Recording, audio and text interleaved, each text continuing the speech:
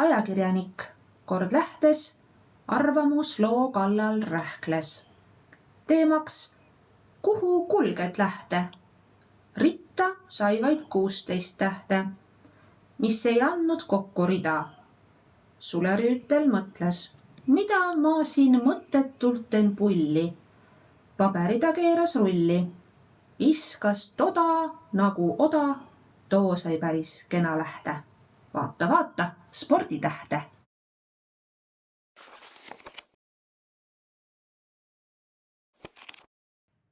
On saabunud jälle see hetk.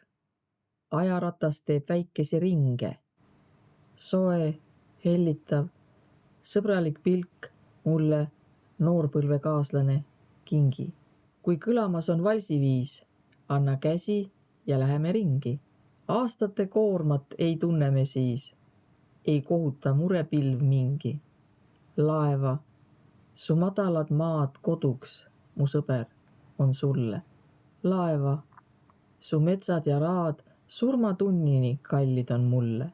Armas laeva, mu kodupaik väike. See on tükike eestlaste maad. Siin meid paitamas kodune päike. Oma õnne ja rõõmu siit saad.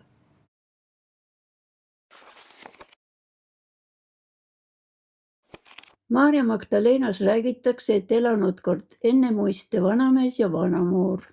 Vanamehel olnud juba teine naine, kellega tal üks tütar oli. Esimesest naisest oli vanamehel ka veel üks tütar järel, keda emak väga piinas, nii et vaesekesel elu väga kibe oli, nagu vaesel lapsel kunagi. Vaene laps oli pilt ilus, vanamoori tütar aga kortsunud musta näuga. Vaene laps pidi kõik tööd majas toimetama, kus aga vanamoori inetu tütar laiskust pidas ja vaest last sõimas ja taga sundis.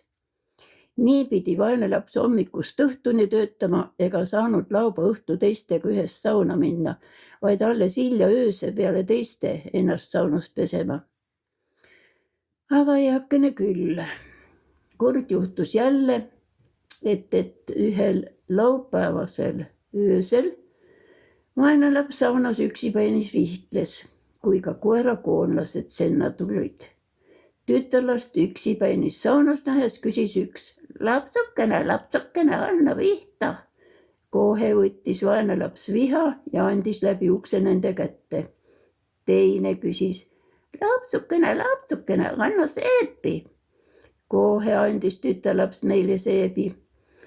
Selle peale tulid koerakoonlased sauna ja käskisivad endid vihelda ja pesta. Et tütarlaps virk ja viisakas oli, siis vihtles ja pessis need puhtaks. Tütarlaps teadis küll, kes need olivad ja kartis ka, aga ei võinud midagi parata. Seebiga neid õõrudes leidis ta, et pesetavad üleüldse karvased olivad. Olivad koerakoonlased puhtaks pestud, tänasivad nad tütarlast ning kinkisivad temale kõiksugu varandust nagu riided ja raha, uue ilusa voodi käige riietega. Vaene laps viis kõik asjad oma kuuri, kus ta magas ja heitis siiditeki sisse sulepatjusse magama. Koerakoonlased läksid oma teed ära. Hommiku tuleb võõrassema vaeslast vaatama ja mis ta näeb. Vaene laps magab siiditekis ja sulepatjus. Kohe küsimine, kust sa selle kõik oled saanud? Tütarlaps ei olnud valelik ja rääkis asjaloo tõelikult üles. Vanamoor soovis oma laisa tütrele ka samasugust hääd ja see pidi teisel laupäeva õhtul peale teiste sauna vistlema minema. Kohe tulid koerakoonlased ka senna ja tahtsid saunatamist. Aga laisk tüdruk ei teinud midagi, vaid käskis kõik neil endil teha. Seal võtsid koerakoonlased tütarlapse kinni ja sõid teda ära ega jätnud muud järele kui mõned verised kondid. Hommikuvara oli vanamoor juba jalul, et tütart suure varandusega üles otsida. Aga kui ta oma tütart kuskiltki ei leidnud, läks tema sauna vaatama ja leidis sealt verised luud lava peal hunnikus olevat. Nuttes luid vaadates kuulis ta kereselt häält. Vaata, nii käib laisa käsi. kirstiluud on lava peal, kirstihambad akna peal. Emal olnud tütrest küll kahju, aga mis see enam aitas. Vaene laps saanud mehele ja olnud õnnelik oma elu otsani.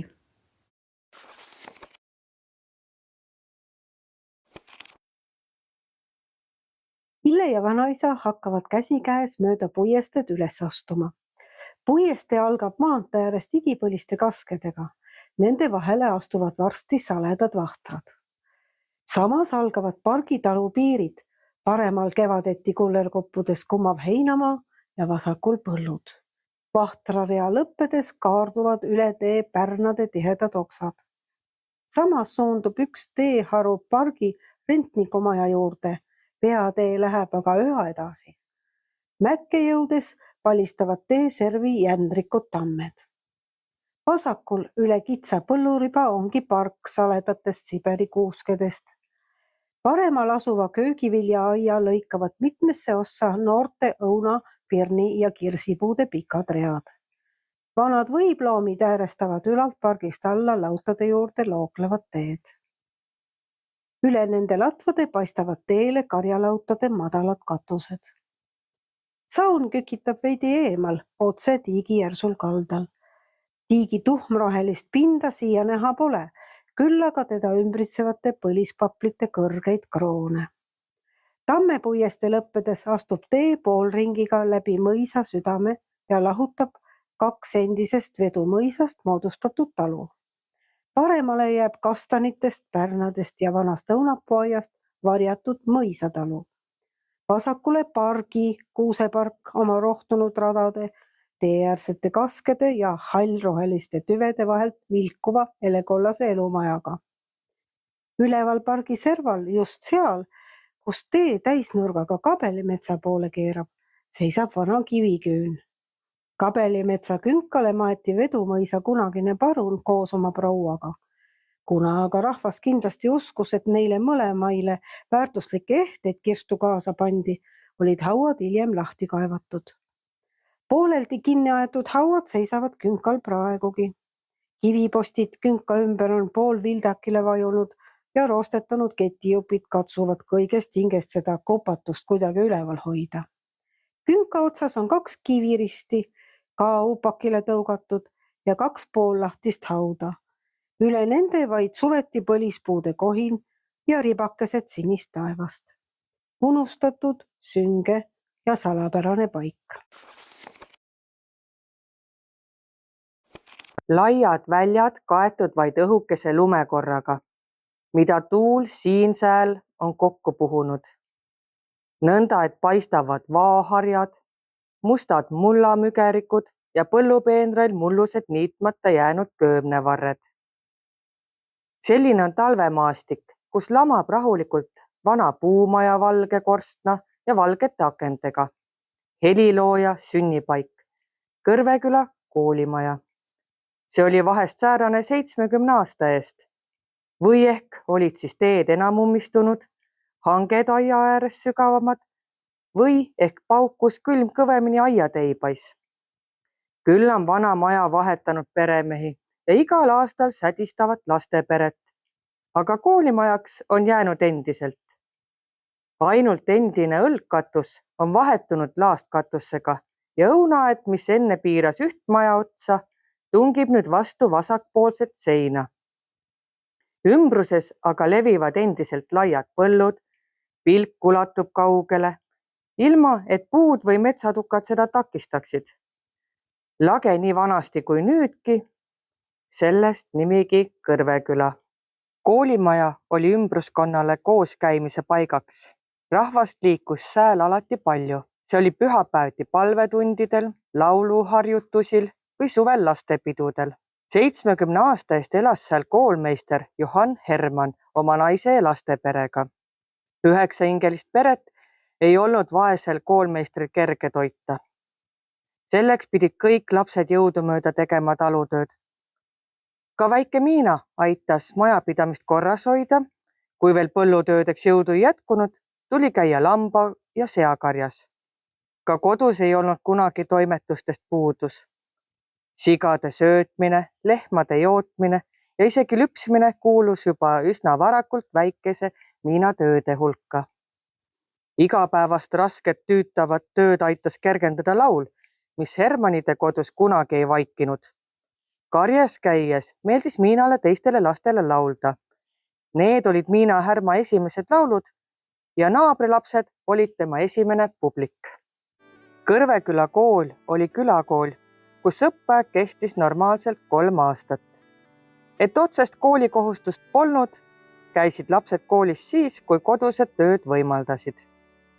Enamasti pandi laps kooli 10-aastaselt ning küla- või vallakool lõpetati seega 13–14-aastaselt. Kui aga last oli vaja põllutöödel, jättis ta sageli kooli pooleli või jätkas uute võimaluste avanemisel. Nii venis kooliaeg mõnikord hoopis pikemaks. Ka Miina õppis Kõrvekülas isa juures rohkem kui 3 aastat. Ta oli juba 14–15-aastane neiu, kui ta need teadmised, mida Kõrveküla kool andis, täielikult omandas. Seda ei olnud just palju, mida külakool sel ajal pakkuda võis. Natuke lugemist ja rehkendamist, katekismust, koraalide laulmist ning laiali pillatud teadmisi geograafiast.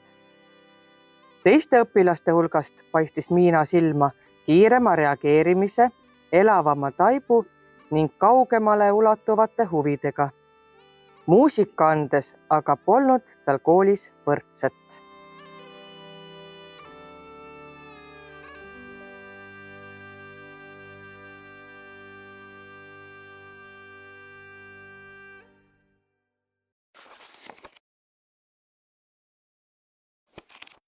Suvehommik, kell on vaevalt 4, järve kohal udukett ja pilvesambaid 4.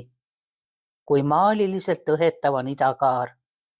Ma olen Elistveres, Järvemäel, maal. On aasta keskmine päev veel nii noor. Koit imetleb looritet juulit heinalool. Nad nagu lippaksid kastes, heliseks naer. Veepiiril ullata pole neil miski vaev.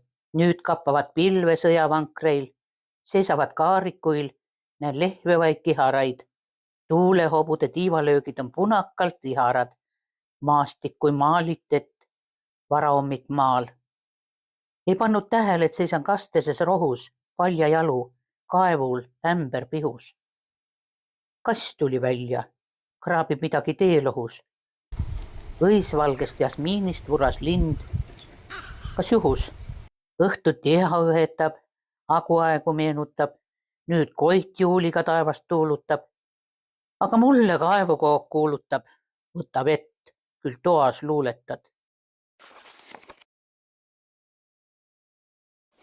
Oli öö, kui rong hakkas Tartu poole veerema.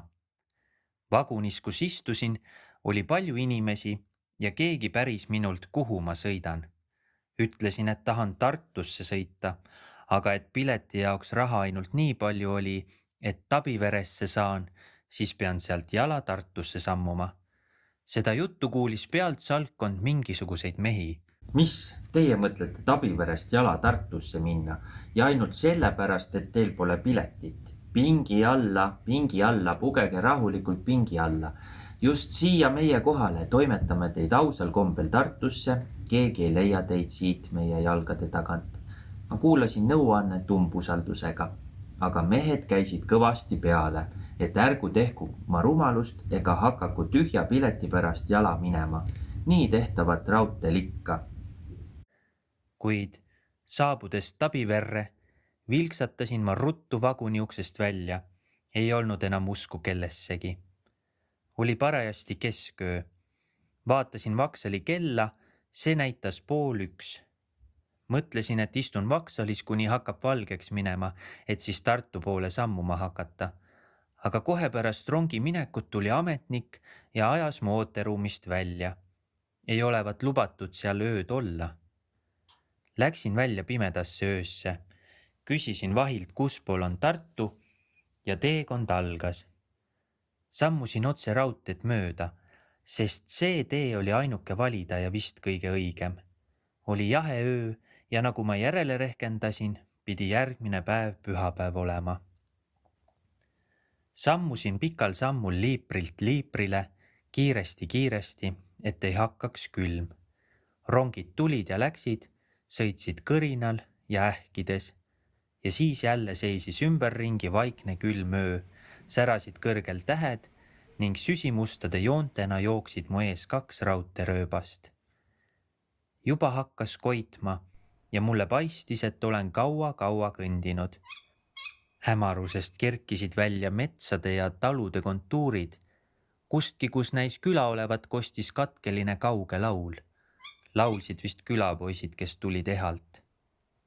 Istusin vahetevahel raudtee ääres ja rüüpasin kraavist külma vett. Ning jälle läks edasi teekond. Oli juba koguni valge, kui jõudsin välja Emajõe äärde raudsilla juurde ning nägin lõunakaares paistvat linna.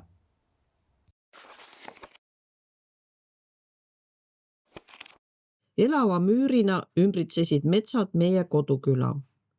Vasemal kohisesid Väänikvere laaned, paremal sinetas Kärkna metsade viirg. Läänes aga laiusid Emajõe äärsed tihnikud ja sood. Kõikjal oli mets. Vähe teadsime selle rohelise riigi salapärasest ja suurest elust. Palju mõistatusi on soo senini jätnud vastamata. Kas või meie kodukoha nimi, Laeva. Tihti murdsime selle üle pead.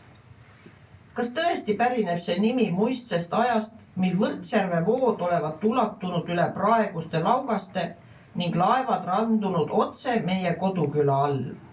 Võib-olla.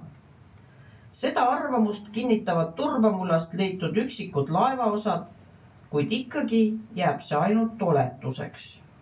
Teiseks suureks mõistatuseks oli läbi soo kulgev 10 kilomeetri pikkune mäeseljak. Nagu tohutu suur peenar jagas ta laukalise raba 2. Mõlemal pool igav, üksluine lagendik, harvade vaevakaskede ja madalate mändidega. Järsku aga nöör sirge mäetriip taeva poole kõrguvate mastipuudega.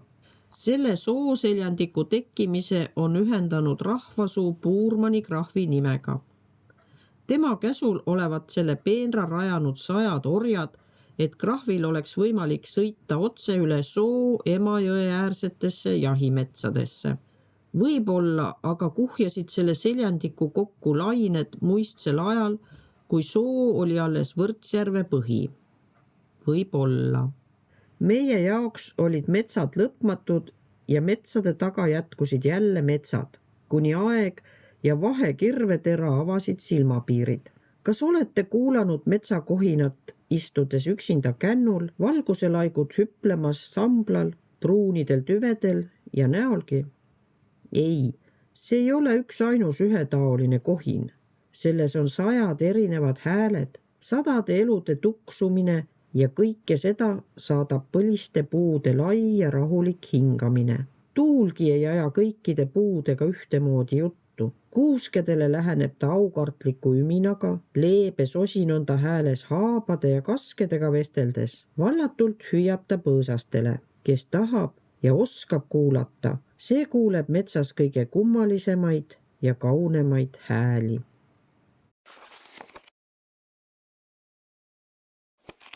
Tartust põhja poole väljuv maantee hargneb Kilgi kõrtsi juures 2. Üks haru, Narva maantee, suundub peaaegu põhja, kuna teine, suunaga Kirdesse, viib Peipsi rannikule. Seda Kirdesse suunduvat teed veel paar kilomeetrit edasi, tüüpilises Kesk-Eesti voolemastikus, jõuame tumeroheliste Rokaspuu metsatukkade, niitude ja viljapõldude panoraamis küladeni, millest üks kannab nime Väevere ja teine Viidike. Esimene nimi on laiemalt tuntud, kuna sellega on seotud tükk Eesti kultuurilugu varajastest ärkamisaja päevadest. Väevere küla asetseb 2 pool suurt maanteed. Viidike küla on aga suurest maanteest 1-2 kilomeetrit eemal. Mõlemad külad kuulusid eemal asetsevale Sootaga mõisale. Sootaga mõis omakorda Tartu linnale. Nagu tol ajal kehtinud seaduste järgi pidid talupojad mõisale tegu tegema. Nii tuli seda teha ka Väekvere ja Viidike talupoegadel. Aga et siin oli tegu linnamõisaga, siis polnud teokoorem nii suur ega rahva elujärg nii raske kui näiteks Vesnerise tammistus. Sootoga mõis asus kaugel ja sealt ei ulatunud mõise võim nii tugevasti end seganud Viidike ja Väekvere talupoegade ellu. Nii elati Väekveres ja Viidikel omaette. Talurahva verised rahutused seoses teoorjuse vähendamisega on Väekveres ja Viidikel tundmatud. Samal ajal naabermõisa Vesneri talupojad elasid üle traagilisi päevi, mis kaudselt meenutavad Mahtra sündmusi. Väekveres elas ja töötas kohaliku algkooli õpetajana Eesti pasunakoolide looja Taavi Otto Virkhaus. Sellest külast, Oja talust, on ka pärit ülemaailmse kuulsusega kontrabassikunstnik Ludwig Juht. Sügavaid jälgi mõlema küla elanikkonna vaimuellu on jätnud Väekvere kooli, mis Taavi Otto Virkhausi ajal oli populaarne üle kogu kihelkonna. Sest Virkhaus ei olnud ainult suureandeline muusikamees, vaid ka hea kooliõpetaja. Suure lisaväärtusega oli asjaolu, et Virkhaus õpetas lapsi sügavalt mõtlema. Väekveres ja Viidikel olid olnud algatajaks ja teerajajaks paljudel teistelgi aladel. Oma kooliõpetaja ameti kõrval oli ta ka eeskujulik põllumees. Väekvere koolimaja juurde oli ta istutanud suure viljapuuaia, mis oma õunapuusortidega osutus üheks eeskujulikumaks kogu ümbruskonnas. Ka piimakarja kasvatamine ei olnud Virkhausile võõras. Nii olid Väekvere ja Viidike külad möödunud sajandi lõpuks suhteliselt arenenud nurk Tartumaal.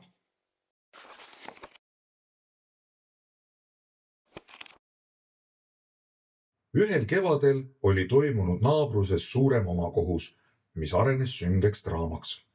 Palmipuude püha õhtul olid Tammistu koolimaja juures pasunakoori harjutuselt tulnud pillimehed näinud, kui 3 meest tulid Hakkaja talu poolt ja ruttasid eemale soo poole. Meestel tekkis kahtlus, et on tegemist varastega, kes käisid Hakkaja talu aida kallal.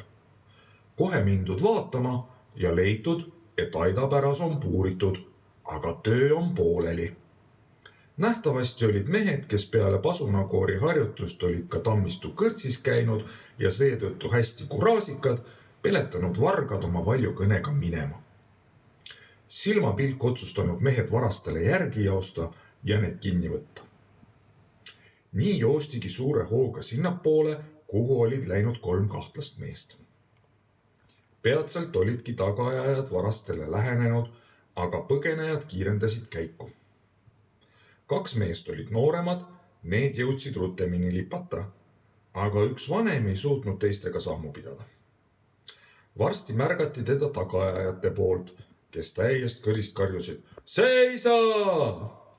Varast püüdis oma viimast välja panna ja kaduda põõsaste varju. Vahepeal aga oli Tammistu poolt tulnud veel pillimehi, kes olid jäänud kõrtsi veel kauemaks. Kuulnud kära, nad jooksid ka sinna ja nii suurenes tagaajajate hulk. Tagaaetav, vaatamata mitmekordsele hüüdele seisma jääda, jooksis edasi. Lõpuks üks tagaajajaid oli talle jõudnud üsna lähedale ja mõne sammu kauguselt rusikasuuruse kiviga virutas pähe. Põgenik kukkus, aga enne kui sai uuesti tõusta, oli jälitajadel juba juures ja haaras kraest kinni. Tabatu juurde jäid ka teised tagaajajad peatuma ja see võimaldas 2 kaaslasel niivõrd eemalduda, et neid enam ei saadud kätte. Ta ütles, et oli tahtnud siiski Hakkaja talu aita lõhkuda ja tõotas, et ta enam iialgi ei pista oma kätt võõra vara külge. Ta palvedega ülestunnistused ei aidanud.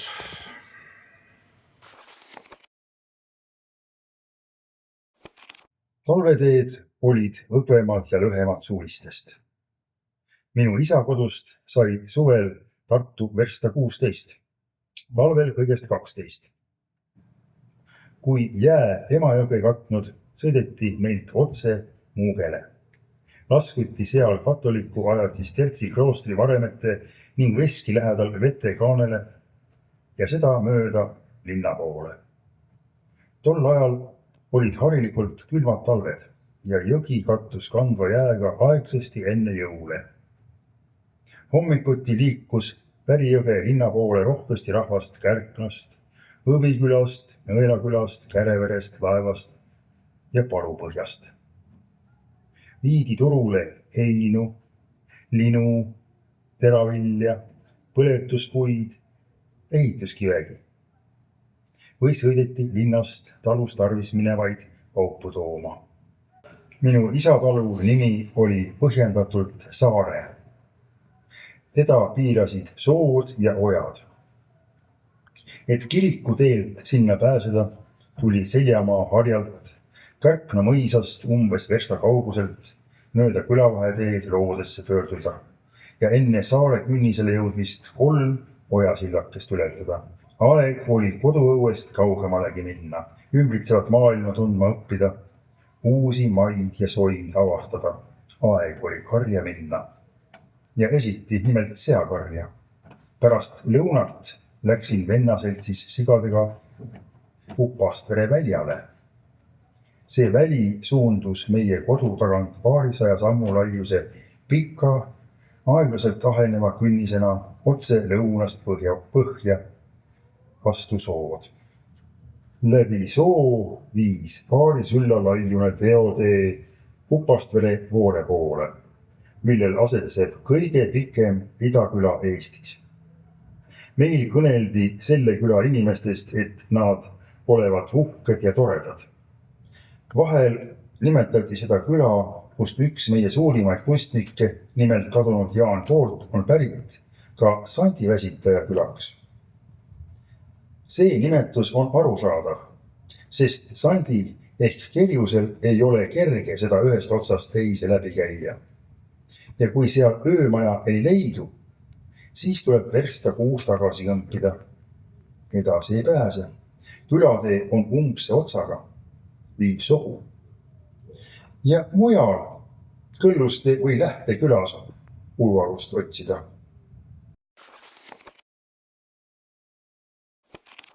Nüüd käib noosel Peterson siis äksis ära, sest nõnda on tema otsustanud. Juba käib järvelageda tuul üle kõrre välja ja uhab minust üle ja läbi, peaaegu et küll. Ja seesinane äksi kirikutorn on seal kuuselatvade kohal, hallikirjus sügiseses taevas, terav kui suur sepanael. Järv on siit Voorehaljalt selgesti nähtaval, nagu 7 versta pikkune haljas nuga, mis hallikirju hommikutaeva all kergelt aurab. Kirik ju kirikumõis on otse üle selle põllu ja see pahin, mis üle väljade ja võsaribade mu kõrvu kostab, see on ju Veskijõe pahin. Kui mina nüüd postmaantelt paremale pööran ja mööda järvekallast lähen, siis sünnib see ainuüksi nende haraliste rämmelgate pärast. Näe, kui ilusti nemad otse kaldapõrandal vastu haljast vett puhmiti koos on. Nõnda, et vahune laine käib pahinal vastu juuri. Ja juured on ümber suurte raudkivide nagu maod ümber laukkooni. Mõis on nõnda laialine. Maailmatud laudalaagamid ja tallid ja rehed ja küünid ja tõllahuurid. Ja kõik on nii tihedalt kiriku all, et väheldane valge jumalakoda jääb otse kui mõisa varju. Nii et siin üle ei pea nagu õigem oleks mitte kiriku mõisast, vaid mõisa kirikust rääkida. Kaarjate valgeks värvitud käsipuudega sild üle paisukaela, liivatatud pargitee kurale. Paremal hekkide taga pikad kivilaudad ja vägevad tallid ja seesinane Veski oma veekohinaga ja jahulõhnaga. Teine sild, õieti Veskitamm, millest käsipuutatud jalgtee üle viib. Hallisaadere vesi on paisul ja maurudes roheline ja rutakas. Kõledasilmne kirik, valged müürid hommikujahedas kaugelt vaadates külmad. Seal samas 2 kuuskede rea taga ja nüüd läheb rada otse kõrgest jõekaldast üles. Härrastemaja esisele ringteele välja. Valgustatud akendes paistavad lauas istujate varjud. Guten Morgen ja tere hommukut. Need on praegusel silmapilgul terve põhja poolt Euroopamaa kõige haruldasemad kivid. Kui te arvate, et mul lihtne oli neid kivisid sealt Kaiaveres kätte saada, siis te eksite. Ma mäletan väga hästi seda raju ilma, mis 4. juunil meil siit äksist üle käis. Jah, Tuul pani nõnda äkitselt puhuma, et piigad said pleekangad jõe äärest pajuvõsast alles siis kätte, kui need vihmast lirtsusid. No jaa, selle taevakühi langemise mürinat ei olnud äksis küll kuulda. Härra Peterson.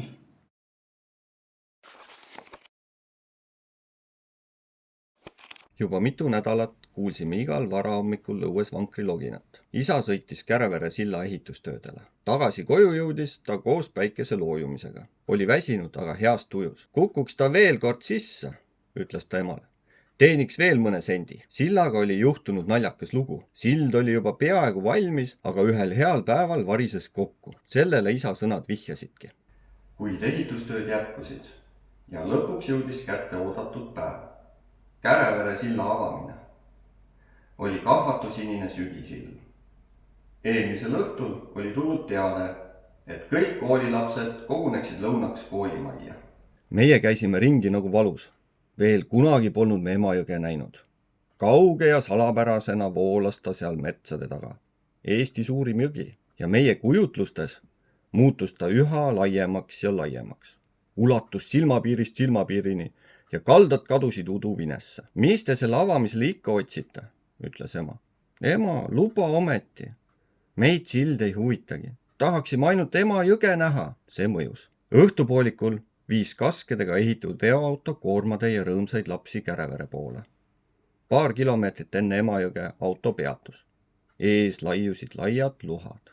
Nöör sirgelt lõikus neist läbi teetamm. Valgete postide rida kadus kaugele silmapiiri taha. Ronisime autost maha ja läksime jalgsi edasi. Meid viis kaasa lakkamatu inimvool. Kuid varsti meid peatati. Tuli vastu mustades läikivates säärikutes mees ja noppis rahva hulgast lapsed välja. Siis pani ta meid tee äärde seisma. Ühele poole poisid, teisele poole tüdrukud. Pikka mööda maanteel liikumine lakkas. Rahvas oli kogunenud eespool tumedaks mütsakaks. Meie aga seisime tee äärel. Pika sirge reana, nagu postid meie selja taga. Ühel pool poisid, teisel poolt tüdrukud. Hakkas külm. Heinamaalt heljus üles udu ja hiilis lähemale hämarus. Ootasime ja ootasime. Eemalt silla juurest paistis helevalgus, kõlasid orkestrihelid ja kõnekatkendid. Ilm läks järjest pimedamaks. Nagu lai veevoog hakkas inimeste meri voolama silla juurest Kärevere poole ja kiskus meid endaga kaasa. Kärevere poe juures helkis auto tagatuli. See oli sama auto, millega olime siia sõitnud. Viimaks vuras auto laeva poole ja viis meid järjest kaugemale Emajõest, mille vett ma tol korral ei saanudki katsuda.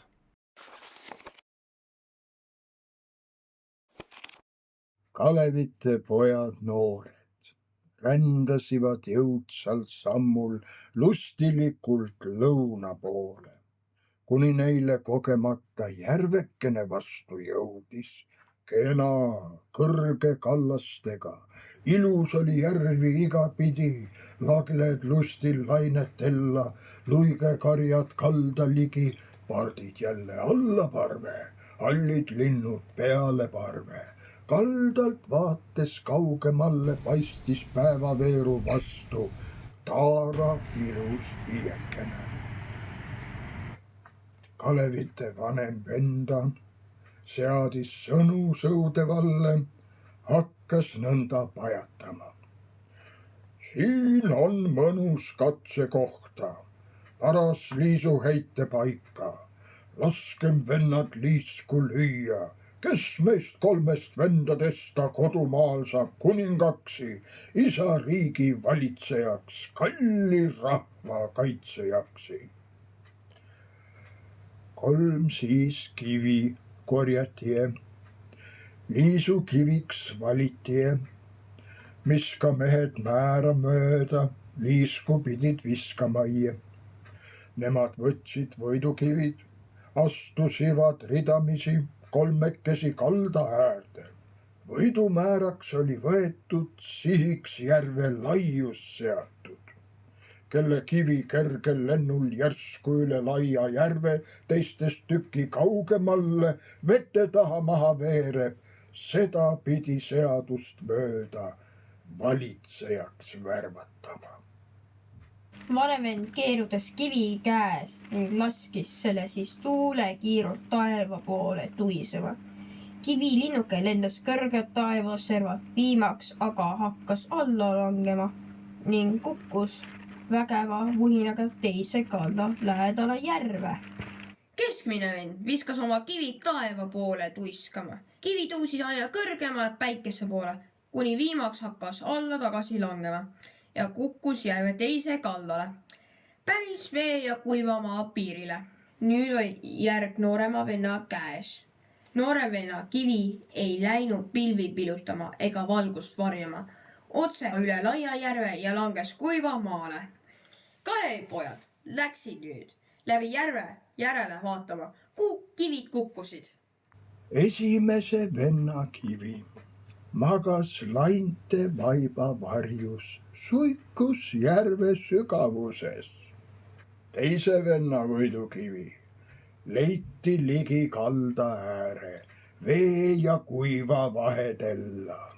Kolmandama venna kivi võidu viskamise märki leiti üksi kuival kaldal, leiti murul magamassa, tüki maada teistest kaugel.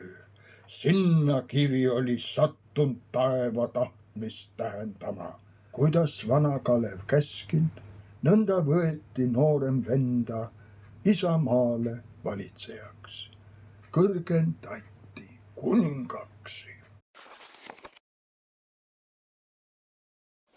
Kolanud Kalevipoeg kord Peipsi piiril.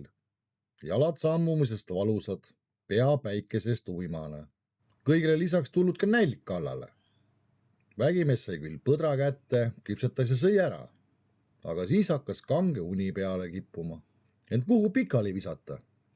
Kõiki on lausa lage maa. Pole mõistlikku peaalust. Õnneks näeb Kalevipoeg lähedal 3 kõhukat heinasaadu. Asib need sülle ja kohendab padjataoliseks kuhjaks. Mis nüüd viga magama jääda? Varsti norskamine lahti. Külarahvas kuuleb kaugelt metsa tagant norinat ja arvab, et küll ikka müristab. Ainult et piksepilve pole näha.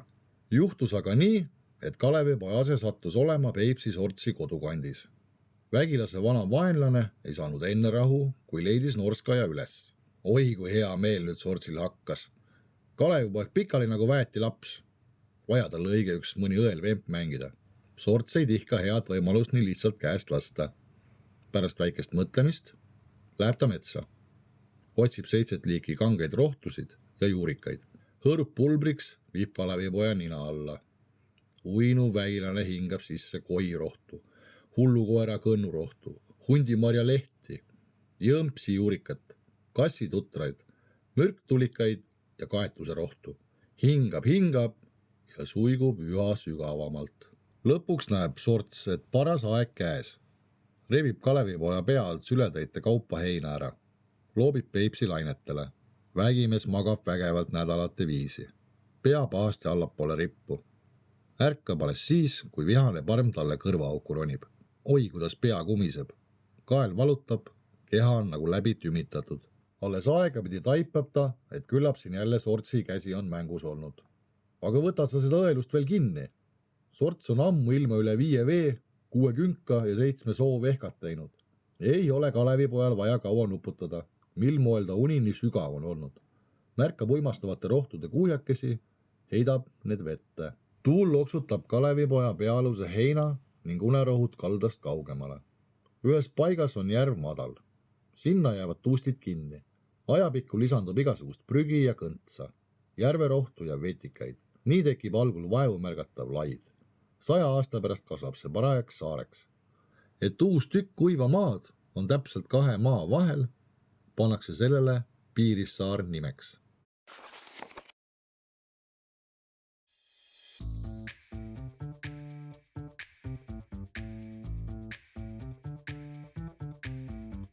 Samamoodi, väga lahe oleks siit praegu teist nii-öelda teha sellise video, et kus me nagu oleme, et sa avaldad selle nii-öelda kogu ruumi. Nii, kui me nüüd ei hinga keegi, siis on hästi. Koolimaja oli ümbruskonnale kooskäimise paigaks. rahva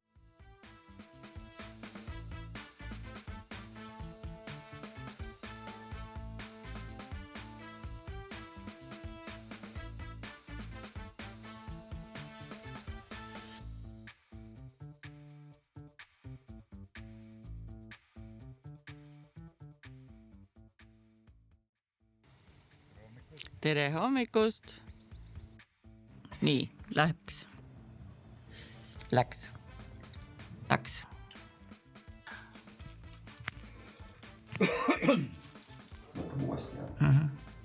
Mida võtame?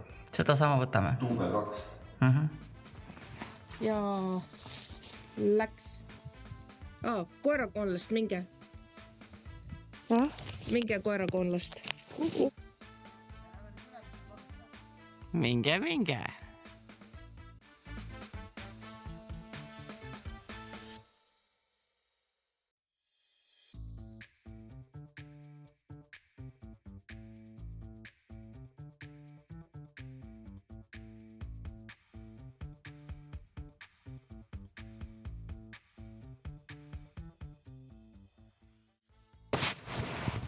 Ei, siia sellesse ei mahu.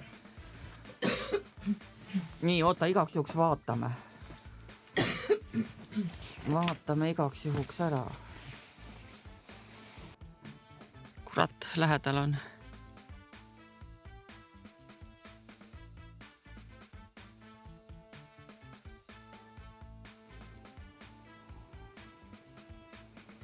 Lollakas jõnksutab.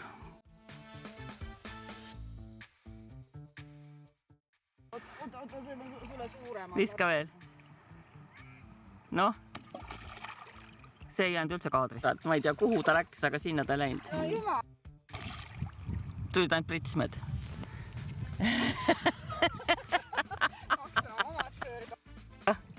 Jah, tuleb. See läks mööda. No. Jah, no tuleb. Oota, no. Jälle läks kaadrist välja. Tule. Täiesti mööda. Oota, ma katsun siis niimoodi. Oota, ma sätin nii.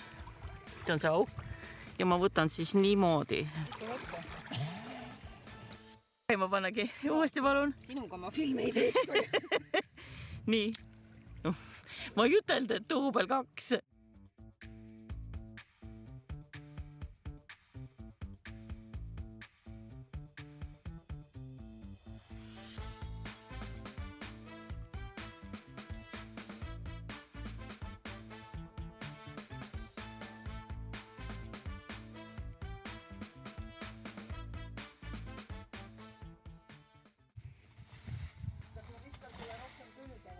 Ei, ära viska, peasi jäta ruuk, ära juuste peale mõtle.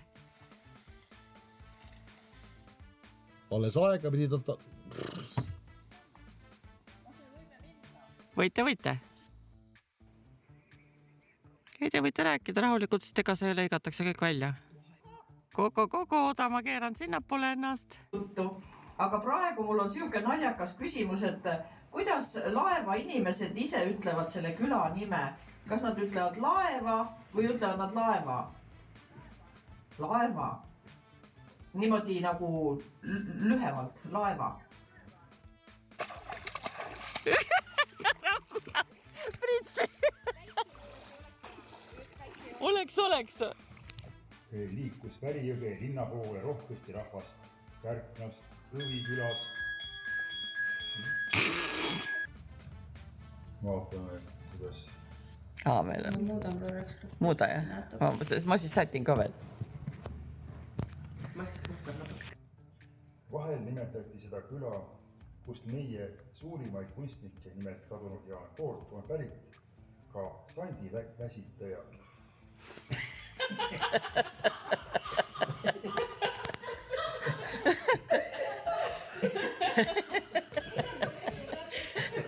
Hakkaga otsast peale, ega siin pole nalja. Tead, võtame nüüd niimoodi, et loe kõigepealt seda Sandi väsitaja 5 korda, ainult sõna Sandi väsitaja. Ja siis võtame sellest lausest alates, et esimene ots tuli väga hästi, seda pole mõtet hakata üle jaurama. ta veel kergelt aurab, seda uuesti teha. See oli nüüd küll, jah. Oh.